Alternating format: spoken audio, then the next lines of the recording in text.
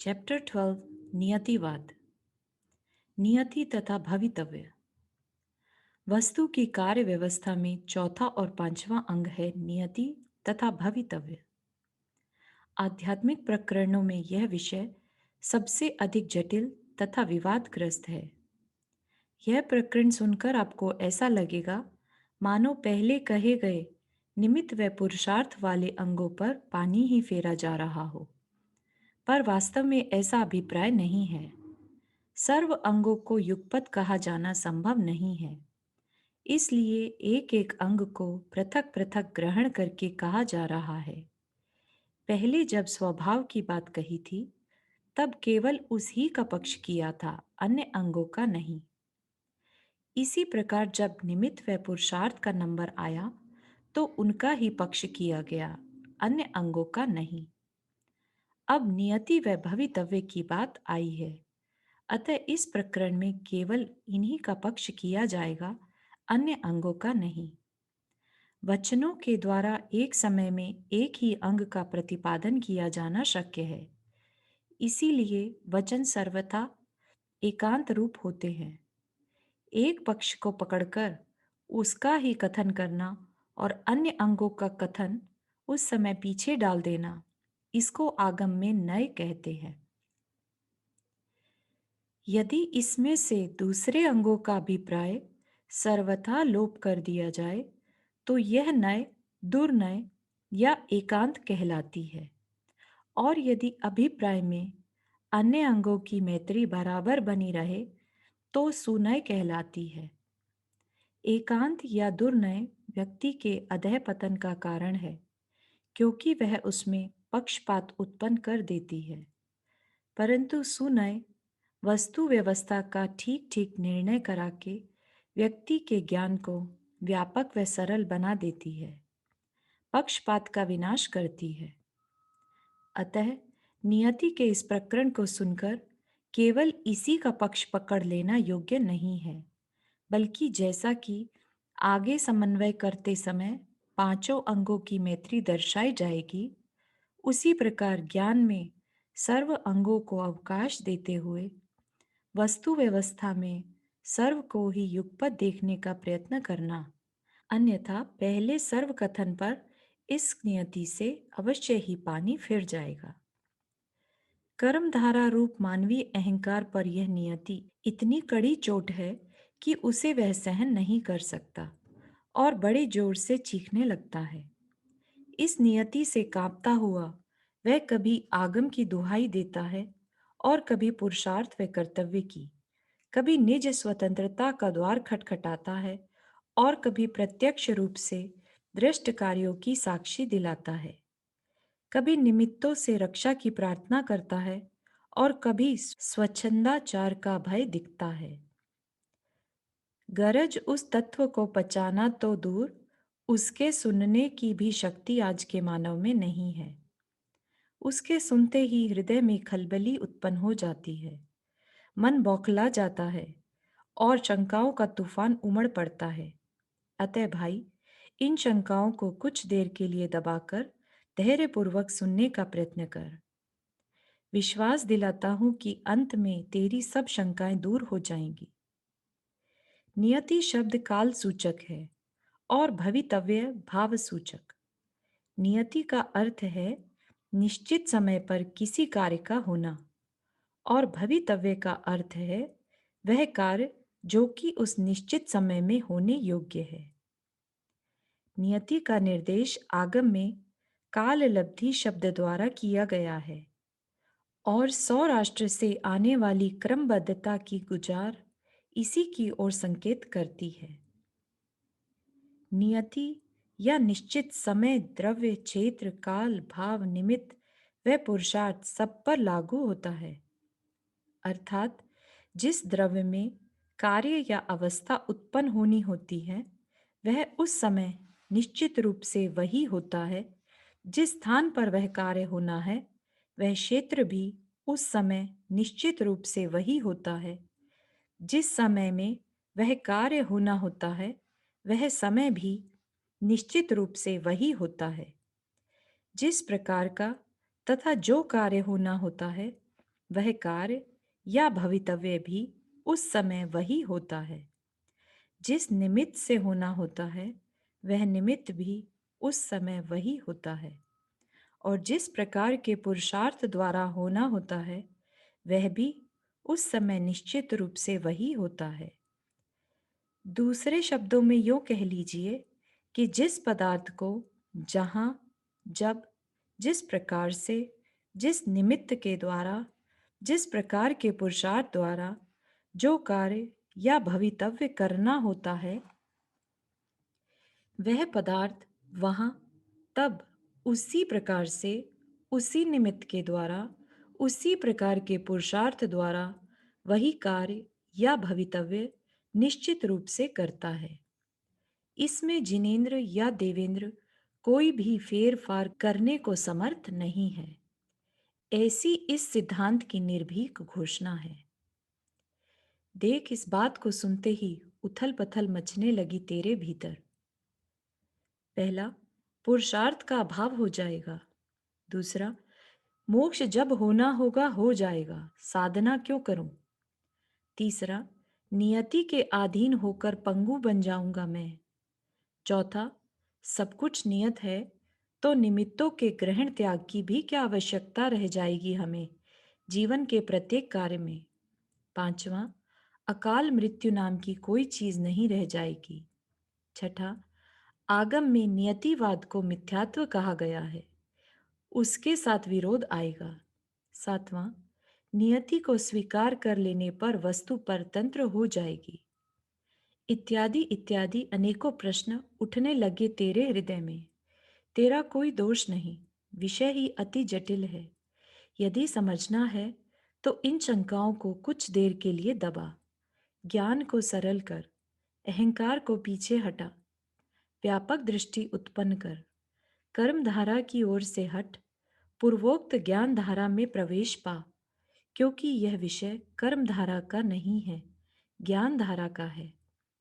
कर्म धारा में जाने पर तेरे सारे ही प्रश्न सार्थक हैं, और उस अवस्था में मैं उन सबको तेरी मान्यता के अनुसार सहर्ष स्वीकार करता हूँ। परंतु यहाँ तो एक अलौकिक विचित्र दृष्टि का परिचय दिया जा रहा है, जो कि शांति पथ का मूल आधार है।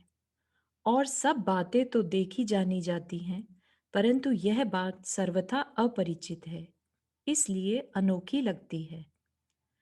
समझने का प्रयत्न कर, समझ में बैठ जाने पर ये सर्व शंकाएं स्वतः दूर हो जाएंगी। यहाँ ज्ञाता दृष्टा बनाने की बात है, हृदय में प्रभुत्व उत्पन्न करने की बात है, वर्तमान में ही सर्वज्ञ बनाने की बात है, तेरे ज्ञान की महिमा दर्शाने की बात है। बात अलौकिक है, अतः लौकिक दृष्टि से नहीं, दिव्य दृष्टि से समझी जा सकती है। भगवान का विराट रूप दिखाने के लिए गीता में अर्जुन को दिव्य चक्षु प्रदान की गई थी, उसी के द्वारा देखने का प्रयत्न कर। सर्व ही मतों संप्रदायों की भांति जैन दर्शन ने भी भविष्यग्राही ज्ञान स्वीकार किए हैं।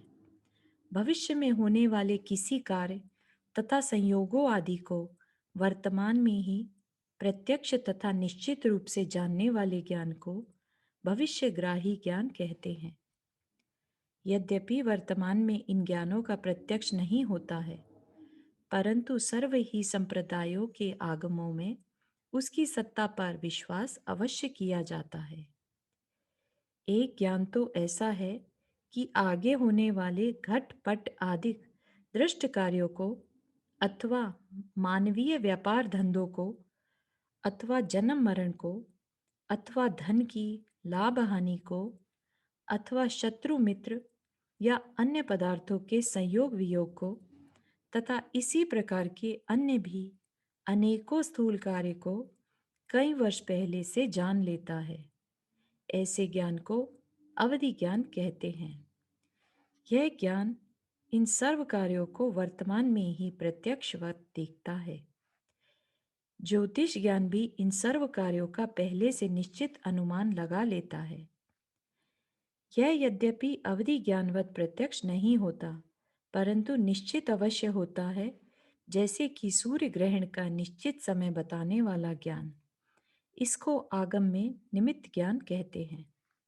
यह भी स्वर चिन्ह आदि 8 प्रकार का होता है।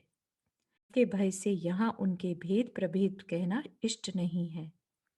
एक ज्ञान ऐसा होता है जो आगे होने वाले मानवीय बुद्धि के अदृष्ट विकल्पों को भी पहले से प्रत्यक्ष जान लेता है। वह यहाँ तक बता देता है कि 2 महीने पीछे अमुक समय अमुक व्यक्ति ऐसा विचार करेगा। इसको आगम में मनः पर्याय ज्ञान कहा गया है। चौथा ज्ञान सर्वज्ञ का है, जो जड़ व चेतन के सकल चराचर, सूक्ष्म व स्थूल, दृष्ट व अदृष्ट, शुद्ध व अशुद्ध, स्वाभाविक व वैभाविक, भूत भविष्यत वर्तमान के सर्व ही कार्यों को हस्तामलकवत वर्तमान में देखता है। उसे आगमकारों ने केवल ज्ञान के नाम से कहा है। यह ज्ञान अत्यंत व्यापक व निर्विकल्प होने के कारण हमारे अनुमान का विषय नहीं है तथा विवादास्पद भी है, परंतु अवधि आदि पहले 3 भविष्यग्राही ज्ञान स्पष्ट रूप से विकल्पात्मक स्वीकार किए गए हैं। नियति की सिद्धि। नियति की सिद्धि यद्यपि आगम, अनुभव, तर्क व विज्ञान इन चारों प्रकारों से की जानी संभव है, तदपि ग्रंथ विस्तार के भय से विषय लंबा खिंच जाने पर कदाचित इस पक्ष का पोषण आवश्यकता से अधिक न हो जाए, इस भय से तथा निमित्त आदि अन्य अंग निस्सार भासने न लग जाएं, इस भय से केवल आगम तथा अनुभव से ही सिद्ध करके छोड़ देता हूँ। यहाँ इतना ही अनुमान किया जाता है कि यदि कोई भी भविष्यग्राही ज्ञान की सत्ता स्वीकारनीय है तो नियति को स्वीकार करना ही होगा। बिना नियत वस्तु व्यवस्था को स्वीकार किए इस प्रकार के ज्ञान कल्पना मात्र बनकर रह जाएंगे, क्योंकि जैसा कार्य पहले हुआ था वैसा ही ज्ञान वर्तमान में जानता है और जैसा जानता है वैसा ही हुआ था। इसी प्रकार जैसा कार्य वर्तमान में हो रहा है वैसा ही ज्ञान जानता है और जैसा वह जानता है वैसा ही हो रहा है। इसी प्रकार यह भी मानना होगा कि जैसा कार्य आगे भविष्य में होगा वैसा ही वह ज्ञान वर्तमान में जानता है और जैसा वह जानता है वैसा ही होगा। जिस प्रकार जानने के अनुसार ही भूतकाल का कार्य निश्चित है, उसमें फेरफार संभव नहीं। ज्ञान के आधार पर निश्चिति अवलंबित नहीं है, प्रत्युत कार्य की निश्चिति पर ज्ञान अवलंबित है। ज्ञान ने जाना है इसलिए वैसा नहीं होता, प्रत्युत कार्य का होना इस प्रकार से निश्चित है इसलिए ज्ञान वैसा जानता है। जिस प्रकार दर्पण में जैसा प्रतिबिंब पड़ रहा है निश्चित रूप से वैसा ही पदार्थ उसके सामने विद्यमान है। इसी प्रकार ज्ञान में जैसा प्रत्यक्ष हो रहा है निश्चित रूप से वैसा ही ज्ञेय अथवा कार्य उसके सामने विद्यमान है। इस प्रकार ज्ञान से नियति सिद्ध होती है। अनुभव के आधार पर भी सिद्ध की जा सकती है। यह आप सबके जीवन में नित्य अनेकों ऐसे अवसर आते हैं जबकि आप करना तो कुछ चाहते हैं और समय आने पर हो कुछ और जाता है। कदाचित ज्योतिषी के द्वारा बताई गई भविष्यत संबंधी किसी बात को झूठा करने का अपनी ओर से पूरा पूरा उद्यम करते हो, पर फिर भी वह घटना समय आने पर उसी प्रकार घट जाती है जिस प्रकार की बताई गई थी। पूज्य वर्णी जी के जीवन की एक घटना है। ज्योतिषी ने बताया कि अमुक दिन 9 बजे की गाड़ी से समय शिखर जाओगे। बराबर याद रखने का प्रयत्न किया उस बात को, परंतु जब वह दिन आया तो इतनी तीव्र जिज्ञासा उदय हुई यात्रा करने की कि सब कुछ भूल गए। 9 बजे वाली गाड़ी से ही रवाना हो गए और गाड़ी चल चुकने पर याद आया कि मैं ज्योतिषी की बात को झूठा करने की सोचता था पर कर न सका।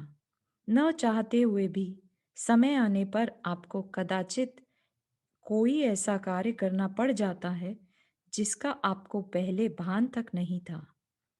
विस्तार के भय से उदाहरण नहीं देता, पर मेरे तात्पर्य को आप समझ गए होंगे। नियति के अतिरिक्त और क्या कह सकते हैं इसे? अनेकों प्रश्न। यहाँ अनेकों प्रश्न मन को शुद्ध करने लगते हैं। यथा, पहला, नियति को स्वीकार कर लेने पर पुरुषार्थ का जीवन में कोई स्थान नहीं रह जाता। दूसरा, मोक्ष जब होनी होगी तब हो जाएगी, साधना करके क्या करूं? तीसरा, यदि पुरुषार्थ भी नियत है तो मैं हर प्रकार से नियति के अधीन होकर पंगु बन जाऊंगा। चौथा, यदि निमित्त का मिलना भी नियत है तो उसके ग्रहण त्याग की क्या आवश्यकता? पांचवा, नियति स्वीकार करने पर अकाल मृत्यु का तथा कर्मों के उत्कर्षण अपकर्षण का कोई अर्थ नहीं रह जाता, जबकि शास्त्रों में उनका स्पष्ट निर्देश किया गया है। आगम में नियति की स्वीकृति को मिथ्यात्व बताया गया है। इन सब का समाधान क्रम से किया जाएगा। थोड़ा चित्त को शांत करके सुनिए। यद्यपि इनके अतिरिक्त भी अन्य अनेकों प्रश्न उदित हो सकते हैं, जैसे पहला, जो होना था हुआ, करने वाले का क्या दोष? इस प्रकार जगत में अपराध नाम की कोई वस्तु नहीं रह जाएगी। दूसरा, यदि आचार्यों का यह सिद्धांत मान्य है तो उन्होंने धर्म कर्म का उपदेश क्यों दिया? तीसरा, नियति क्या वस्तु है? द्रव्य है, गुण है या पर्याय है? चौथा, अनेकांत के अनुसार नियति के सामने अनियति कैसे घटित होती है, इत्यादि। परंतु इन सब के पृथक पृथक उत्तर यहाँ दिया जाना संभव नहीं है। उपरोक्त 6 में ही इनके उत्तर स्वयं गर्भित हो जाते हैं। नियति पुरुषार्थ। लीजिए, अब क्रम पूर्वक आपकी शंकाओं का समाधान करता हूं। प्रथम शंका है यह कि नियति को स्वीकार कर लेने पर पुरुषार्थ का अभाव हो जाएगा। भाई, पुरुषार्थ का अर्थ समझाते समय पहले यह भली भांति बताया जा चुका है कि प्रत्येक पदार्थ, जड़ हो या चेतन, परिवर्तन स्वाभावी है। प्रत्येक क्षण नवीन नवीन परिवर्तन या कार्य करते रहने वाली उसकी निज परिणति ही उसका पुरुषार्थ है। तू भी एक चेतन वस्तु है। अवस्था परिवर्तन रूप कार्य करते रहना तेरा स्वभाव है। स्वभाव का अभाव 3 काल में संभव नहीं। बिना कोई न कोई पुरुषार्थ किए तू रह ही नहीं सकता। अतः तेरा यह प्रश्न निरर्थक है। दूसरा प्रश्न है, मोक्ष जब होनी होगी हो जाएगी, साधना क्यों करूं? सो भी ठीक नहीं, क्योंकि खाली तो तू बैठ नहीं सकता। कुछ ना कुछ तो करना ही होगा। अब बता कि क्या करना अच्छा लगता है तुझे। यदि कर्म धारा रूप लौकिक कार्य करना भाता है, तब तो नियति पर श्रद्धा हुई कैसे कही जा सकती है? क्योंकि नियति की तो यह घोषणा है कि लौकिक विषय हो या अलौकिक, किसी को भी अपने अनुकूल बनाने का अधिकार तुझे नहीं है। अतः दोनों ही दशाओं में करने धरने संबंधी विकल्प को छोड़कर जो कुछ हो रहा है या होने वाला है उसे केवल देख तथा जान। मोक्ष मार्ग को नियति पर छोड़ना और संसार मार्ग को पुरुषार्थ की ओर खींचना, यही तो बता रहा है कि तेरे अभिप्राय में कर्म धारा है, ज्ञान धारा नहीं। सब कुछ नियत देखना ही ज्ञान धारा है। बाहर में कुछ अपनी कल्पना के अनुसार परिवर्तन करने का विकल्प कर्म धारा है, जिसका आधार नियति नहीं अनियति है। क्योंकि कर्म व्यवस्था को अनियत जानने वाला ही बाहर में कुछ करने धरने का प्रयत्न करता है, उसे नियत जानने वाला नहीं। तात्पर्य यह है कि कर्म धारा नियति के अनुरूप नहीं, प्रत्युत अनियति के अनुरूप पुरुषार्थ है।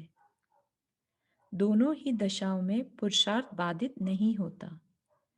नियति में रहता है ज्ञान धारा रूप पुरुषार्थ और अनियति में रहता है कर्म धारा रूप पुरुषार्थ। तीसरा प्रश्न यह है कि मैं नियति के अधीन होकर पंगु बन जाऊंगा। इस प्रश्न का उत्तर भी पूर्वोक्त दो प्रश्नों में आ चुका है। जब तक कर्म धारा रूप पुरुषार्थ कर रहा है तब तक तो तुझे नियति पर विश्वास ही नहीं है, उसके अधीन कैसे हो सकता है?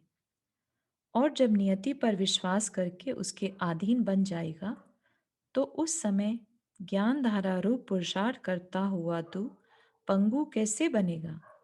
उसकी यह अधीनता तो इष्ट ही है। नियति निमित्त।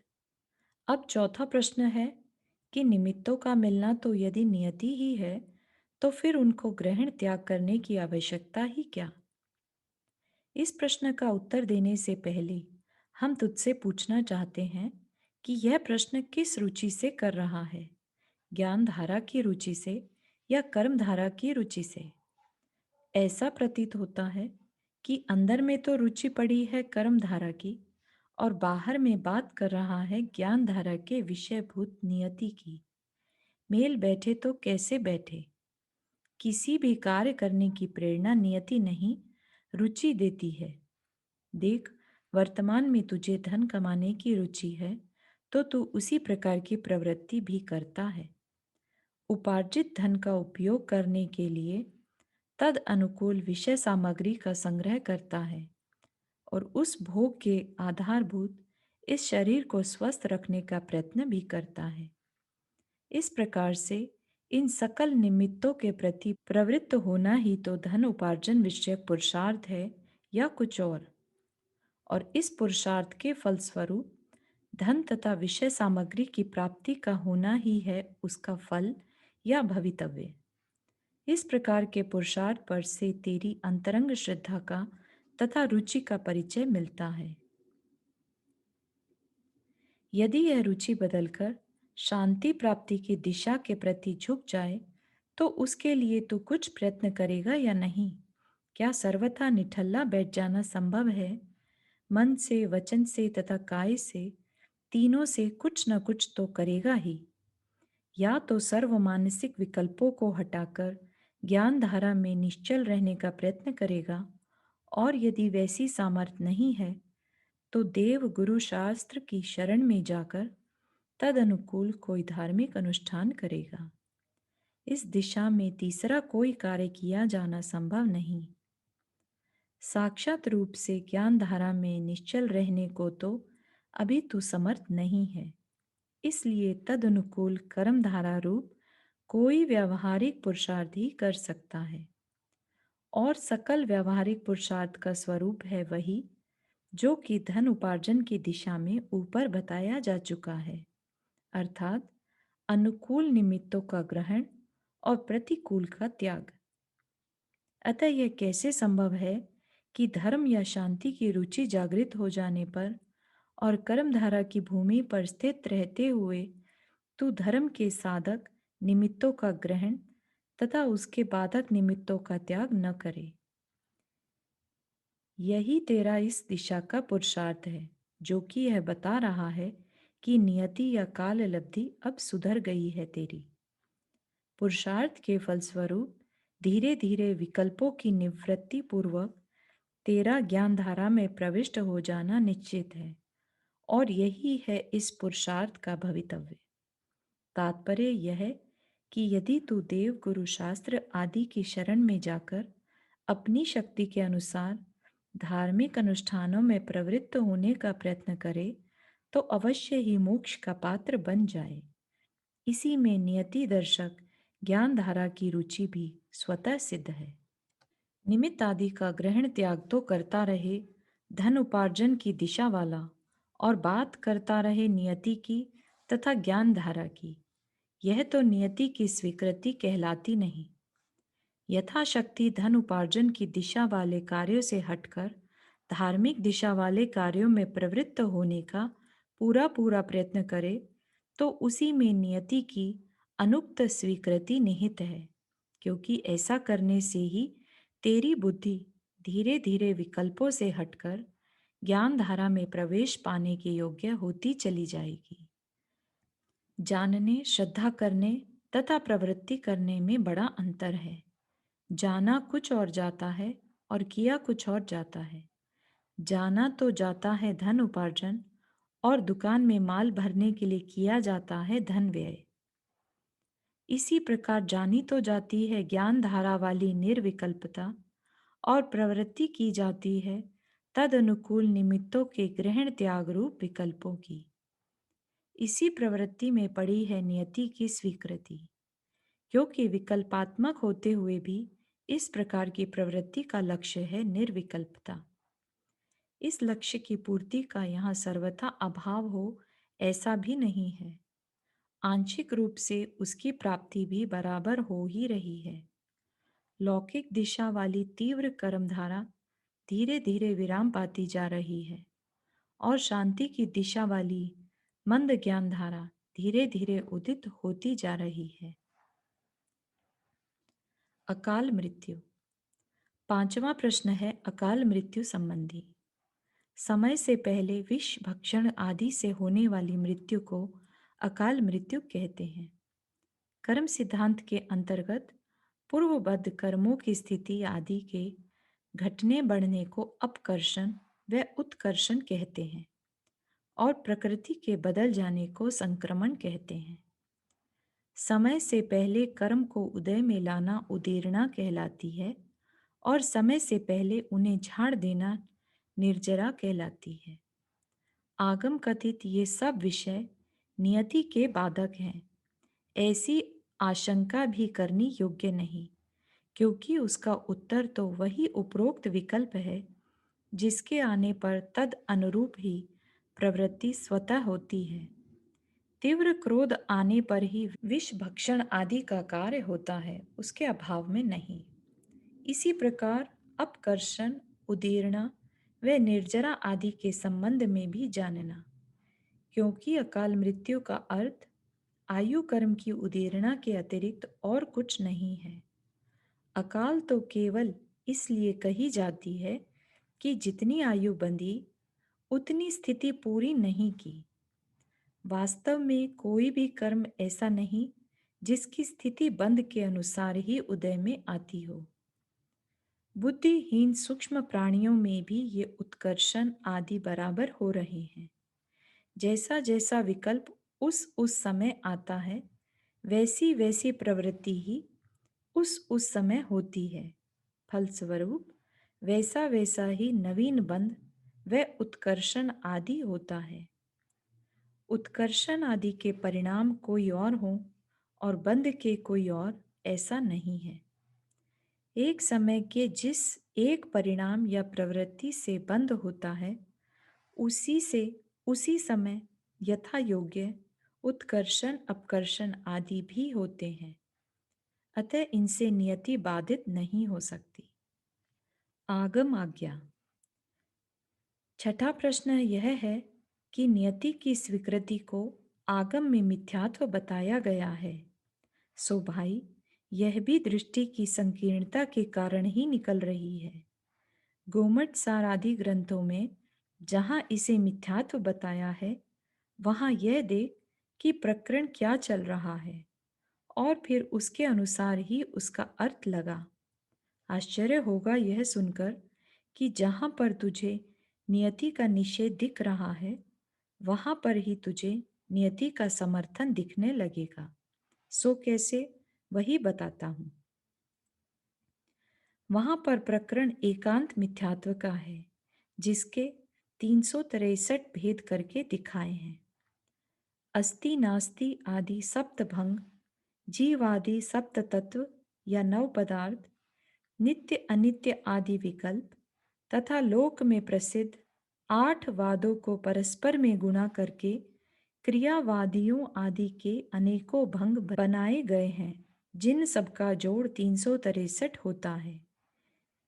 वे 8 वाद भी ये हैं: स्वभाववाद, आत्मवाद, ईश्वरवाद, कालवाद, संयोगवाद, पुरुषार्थवाद, नियतिवाद और दैववाद। उस स्थल पर इन आठों वादों के लक्षण मात्र किए गए हैं, उनका निषेध नहीं। हाँ, प्रकरणवश उनके निषेध का तात्पर्य वहां अवश्य है, परंतु सर्वथा निषेध का प्रयोजन नहीं है। उनको एकांत रूप से ग्रहण करना अथवा अपनी रुचि के अनुसार उनमें से कोई एक या दो आदि वाद तो स्वीकार कर ले और अन्य का निषेध कर दे, ऐसा करना एकांत मिथ्यात्व है। इस प्रकार यदि गौर से देखा जाए तो वहां एक नियतिवाद को ही मिथ्यात्व बताया गया हो ऐसा नहीं है। वहां तो सप्तभंग, सात तत्व, नव पदार्थ, इन सबकी स्वीकृति को एकांत बताया गया है। तो यदि पुरुषार्थ या संयोग व निमित्त के गान गाता है तो वहां उनकी स्वीकृति को भी मिथ्यात्व कहा गया है। वहां तो स्वभाव की स्वीकृति को भी मिथ्यात्व कहा है। जैन आगम का कौन सा ऐसा तत्व है जिसे वहां मिथ्यात्व न कहा गया हो? यदि उस कथन पर से नियति का निषेध करना है तो अन्य सर्ववादों व अंगों का भी निषेध करना पड़ेगा, और यदि ऐसा कर दे तो रह ही क्या गया? क्या सर्वशून्य की स्वीकृति को सम्यक्त्व कहेगा? भाई, वहां नियति का निषेध नहीं किया गया है, बल्कि सप्त तत्वों आदि की भांति उसको भी स्वीकार करने के लिए कहा है। वहां तो यह बताया है कि जिस प्रकार निमित्त व पुरुषार्थ से ही नियति की स्वीकृति एकांत है, उसी प्रकार नियति से ही पुरुषार्थ व निमित्त आदि की स्वीकृति भी मिथ्यात्व है। क्योंकि सर्व कथन कर देने के पश्चात आचार्य स्वयं वहां एक गाथा कह रहे हैं, जिसका तात्पर्य यह है कि एकांत मिथ्यात्व के ये 363 भेद कह दिए गए। पर ये इतने ही नहीं, असंख्यात हैं, क्योंकि जितने वचन विकल्प हैं उतने ही नए वाद हैं, और जितने नए वाद हैं उतने ही एकांत हैं। अन्य मतवादियों के वही वचन मिथ्या हैं, क्योंकि वे सर्वथा शब्द के साथ वर्तते हैं, परंतु जैन या अनेकांतवादियों के वही वचन सम्यक हैं, क्योंकि वे कथनचित पद से चिन्हित हैं। इस गाथा के अनुसार नियति का सर्वथा निषेध करके बचे हुए 362 की स्वीकृति भी एकांत कहलाएगी। किसी न किसी प्रकार इन 363 तथा इनके अतिरिक्त अन्य अनेक बातों को युगपत स्वीकार करना ही वास्तव में व्यापक अनेकांत दृष्टि है, और वही सम्यक्त्व है। अब तू ही निर्णय कर ले कि यहाँ नियति का निषेध कराया गया है या स्वीकार। सर्वांगीण मैत्री। प्रश्न समाप्त हो गए, परंतु हृदय अभी भी समाहित नहीं हुआ। नियति का बल स्वीकार कर लेने पर वस्तु परतंत्र सी होती प्रतीत होने लगती है। सो भाई, बड़ी मुश्किल की बात है। स्वभाव को कहने जाता हूं तो वस्तु स्वभाव से अधीन होकर परतंत्र होने लगती है। निमित्त को कहने जाता हूं तो वस्तु निमित्त के अधीन होकर परतंत्र होने लगती है, और नियति को कहने जाता हूं तो वस्तु नियति के अधीन होकर परतंत्र होने लगती है। समाधान करूं तो कैसे करूं? भैया, वस्तु का तथा उसकी कार्य व्यवस्था का स्वरूप बड़ा जटिल है। वास्तव में जो कुछ भी एक समय में कहा जाता है, वस्तु व्यवस्था वैसी है नहीं। वह है इन पांचों समवायों का एक अखंड पिंड।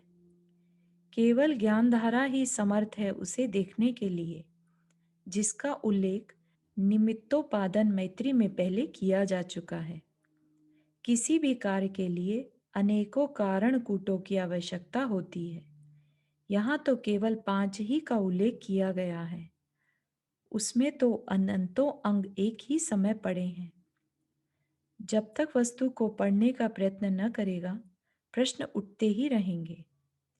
यद्यपि सभी का तर्कपूर्ण उत्तर उपलब्ध है, तदपि स्थानाभाव के कारण सबका उल्लेख यहाँ किया जाना संभव नहीं है।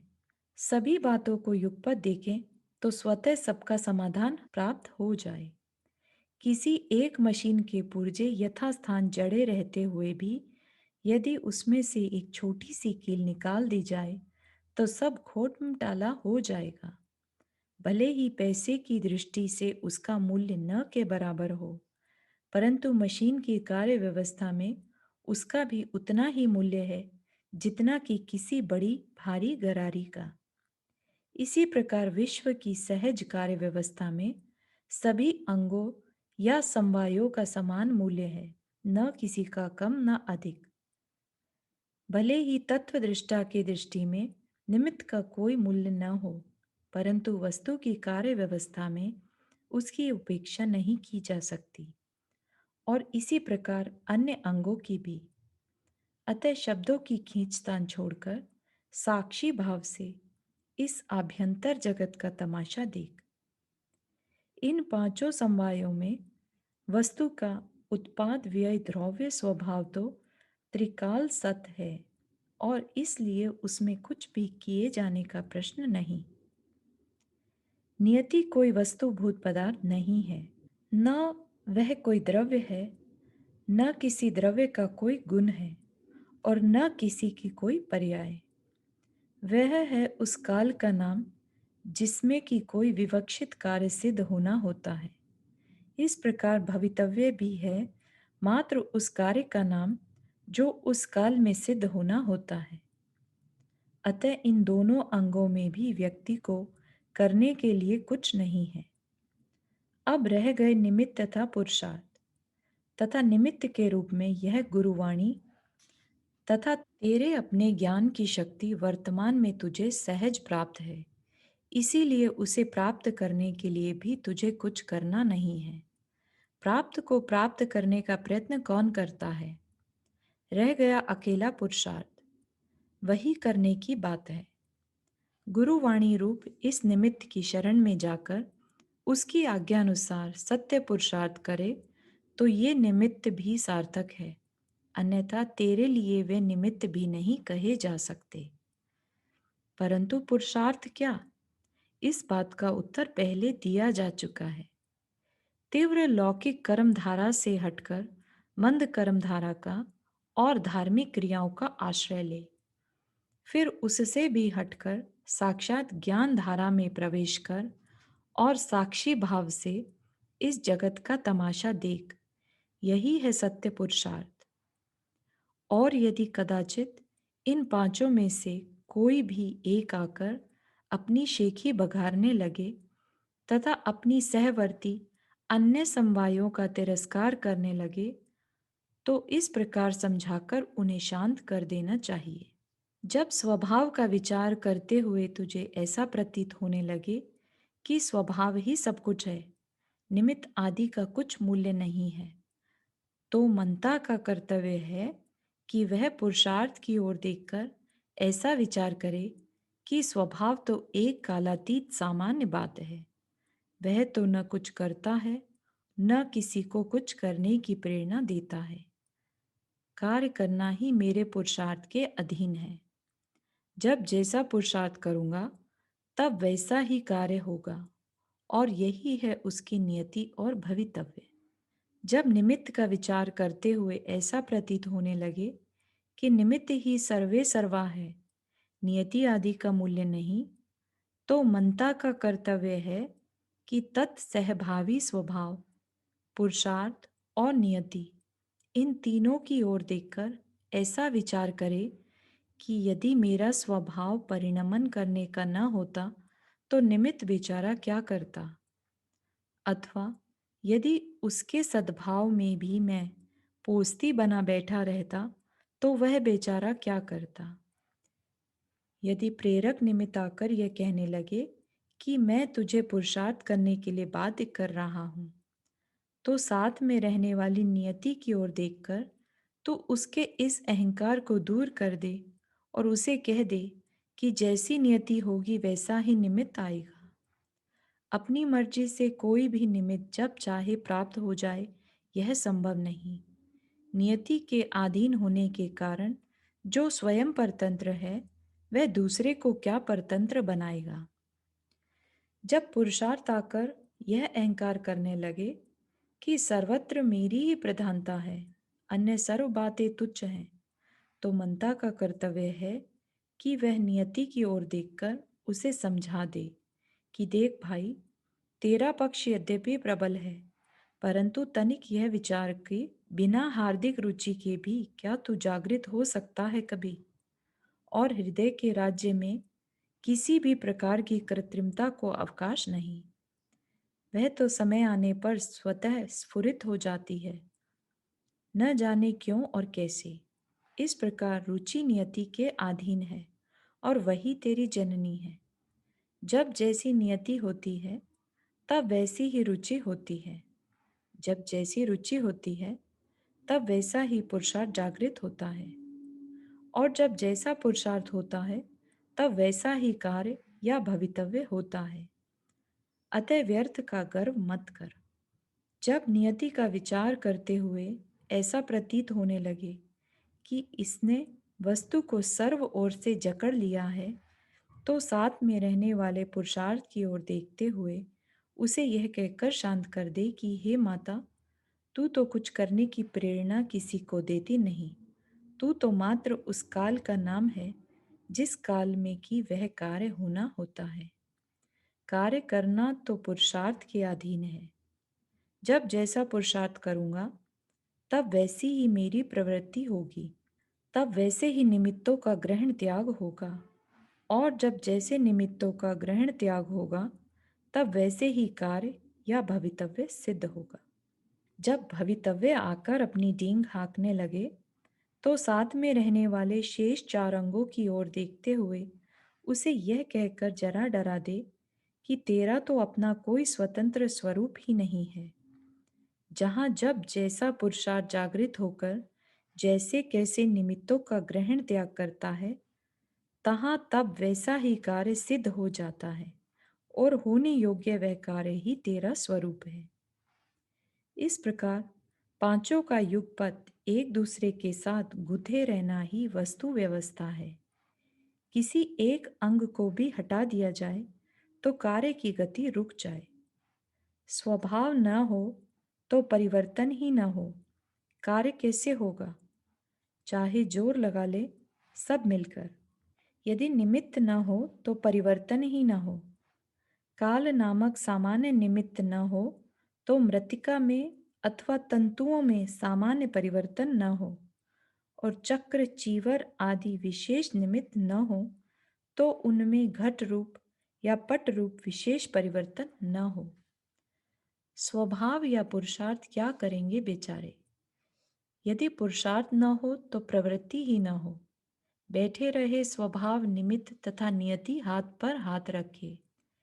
यदि नियति न हो तो हृदय में काम करने की रुचि ही जागृत न हो, और उसके अभाव में पुरुषार्थ का जन्म ही न हो।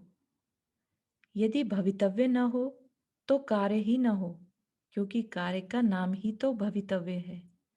जब कार्य ही नहीं तो सर्व अंगों का मिलना व्यर्थ।